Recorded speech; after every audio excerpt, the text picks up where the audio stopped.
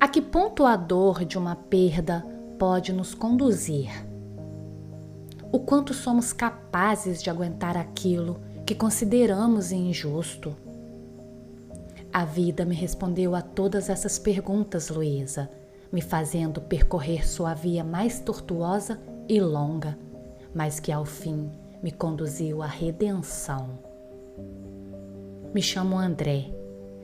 Tenho hoje 38 anos e gostaria de compartilhar com os ouvintes do seu canal um pouco da minha história. Eu levava uma vida normal até os meus 14 anos, quando tudo desabou para mim. Em minha casa moravam 4 pessoas: meu pai, minha mãe, minha avó e eu. Sara, minha irmã mais velha, havia se casado há pouco tempo. Minha vida era tranquila, dividida entre estudos e a diversão com os amigos da rua. O vínculo afetivo entre minha avó e eu era muito intenso.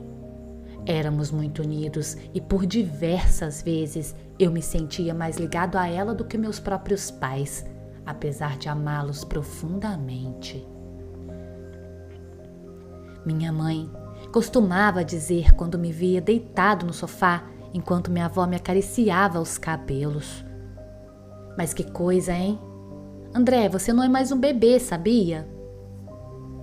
Minha avó a arrematava deliciada: "Ele vai ser sempre o meu bebê, meu netinho." Nas vezes em que eu pisava na bola e tomava uma bronca, era a vovó quem vinha às escondidas para dizer: "Não fica triste não, daqui a pouco isso vai passar." Ela era meu anjo da guarda. Porém, um dia, no meio da aula, eu fui chamada à sala do diretor. Quando cheguei lá, encontrei minha mãe chorando, que me disse: "Meu filho, eu preciso que você seja forte." "O que foi, mãe?" Eu a interrompi. "A vovó, André, ela faleceu." Eu desabei. Caí sentado na poltrona mais próxima. Meu choque era tanto que eu não conseguia processar. Tudo que eu sentia era aquele vazio, um vácuo. No caminho de casa, minha mãe contou que ela havia morrido durante o sono.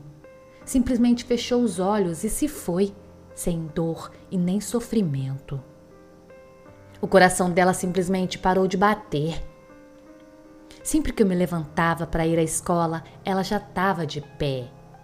Estranhei o fato de não vê-la aquele dia, mas achei que tinha decidido dormir um pouco mais, já que às vezes ficava assistindo TV em seu quarto até mais tarde. O corpo dela não havia sido levado ainda quando cheguei e eu pude olhar em seu rosto uma última vez. O semblante era sereno, leve, como se estivesse dormindo. Só então eu consegui exteriorizar o que sentia. Comecei a chorar. Minha mãe me abraçou, mas eu me afastei. Eu não sei por que fiz aquilo, mas algo dentro de mim pedia pela solidão. Em meio a toda aquela dor eu pensava: meu Deus, por quê? Que mal minha avó fez para merecer isso? Tanta gente ruim vivendo. Por que o Senhor levou minha avó? Essa pergunta ficava se repetindo na minha mente, enquanto eu segurava a mãozinha gelada dela. Quando os homens da funerária chegaram e minha mãe disse que eles tinham que levá-la, minha vontade foi começar uma briga e bater em todo mundo.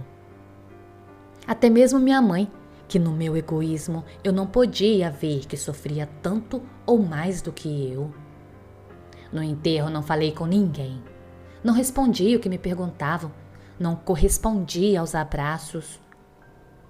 Minha dor deu lugar a uma revolta. Me deixei tomar por esse sentimento. Pouco mais de um mês depois, me envolvi na primeira das muitas confusões que viriam. Agredi um colega de classe no meio da aula. Me irritei com a música que ele cantava. Nós discutimos e eu dei um soco bem em seu nariz. Fiquei suspenso por 2 dias. Quando voltei à escola, me desentendi com o professor de história. Era a minha matéria preferida e mesmo assim eu o chamei de imprestável. No calor da discussão eu ainda o ameacei. Resultado, outra suspensão. Na rua as coisas não seriam diferentes. Arrumava confusão com vizinhos e até com meus amigos mais próximos. Cheguei a machucar um deles seriamente numa briga. No fundo eu me sentia muito mal com tudo aquilo, mas sufocava isso com revolta. Se a vida é injusta, eu vou ser pior. Só pensava nisso. Comecei então a andar pelo bairro com um canivete. Eu tinha conseguido tanta encrenca que já nem sabia onde seria a próxima briga. Num dia, na saída da aula, tive a impressão de ver outro garoto rir e apontar o dedo para mim. Parti para cima sem perguntar nada. Ele tentou falar que não estava se referindo a mim e que nem me conhecia, mas eu sequer lhe dei ouvidos. Rolamos pelo chão enquanto os outros alunos vibravam. Nesse momento, uma viatura da polícia chegou e, ao me revistarem, encontraram o canivete no meu bolso. O outro garoto tinha sangue no nariz e um corte no lábio. Eu, apenas alguns arranhões. Fui conduzida à delegacia de menores, onde fui autuado por agressão e porte de arma branca. Quando meu pai chegou na delegacia, eu imaginei que ele ia explodir em fúria. Mas ao invés disso, começou a chorar me falando. O que está acontecendo, André? O que foi que nós te fizemos?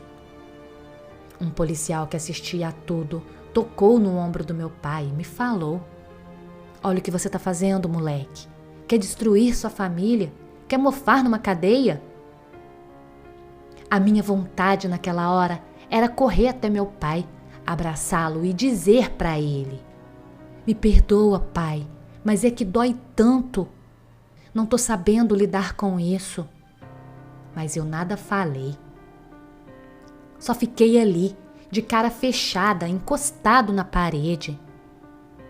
Na audiência, foi designado que eu deveria prestar serviços comunitários. Nem é preciso dizer que aquilo me deixou ainda mais furioso.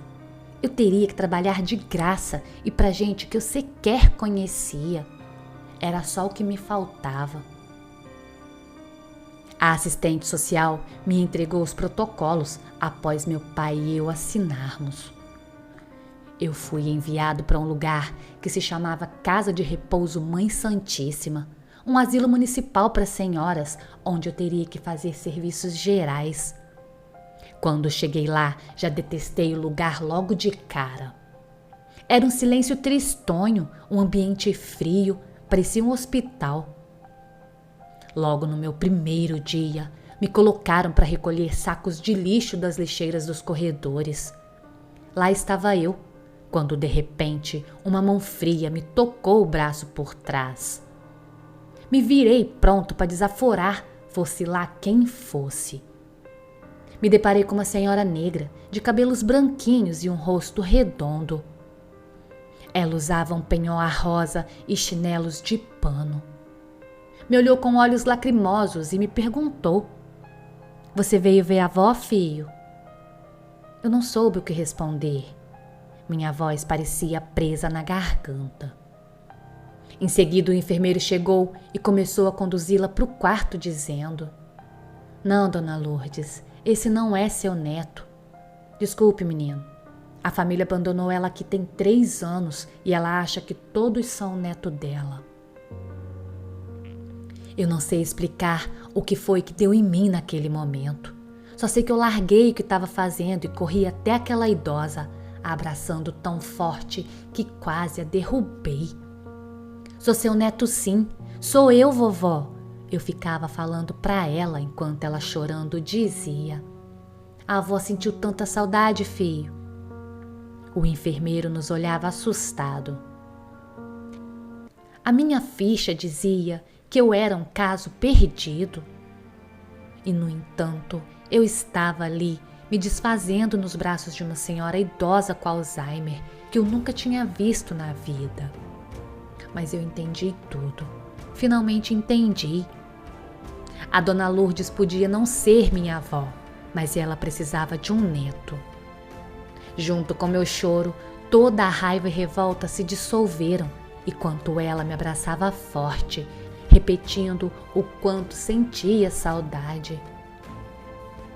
Aquele asilo foi a minha estrada de Damasco. Cumpri meu período de serviços comunitários e me tornei voluntário.